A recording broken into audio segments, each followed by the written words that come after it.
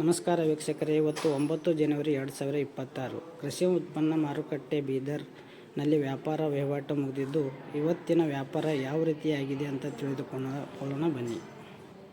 ವೀಕ್ಷಕರೇ, ಹೆಸರು 269 ಚೀಲ ಬಂದಿದ್ದು 2700 ಕಡಿಮೆ ಹಾಗೂ 7079 ಹೈಯೆಸ್ಟ್ ರೇಟ್ ಆಗಿದೆ. 5799 ಮೀಡಿಯಮ್ ಆಗಿದೆ.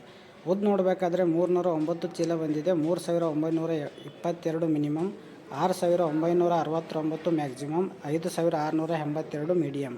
ಹಾಗೆ ತೊಗರಿ ನೋಡಬೇಕಾದ್ರೆ 1158 ಚೀಲ ಬಂದಿದೆ. 5680 ಅತಿ ಕಡಿಮೆ, 7700 ಅತಿ ಹೆಚ್ಚು ರೇಟ್ ಆಗಿದೆ. 7021 ರೂಪಾಯಿ ಮೀಡಿಯಮ್ ಆಗಿದೆ.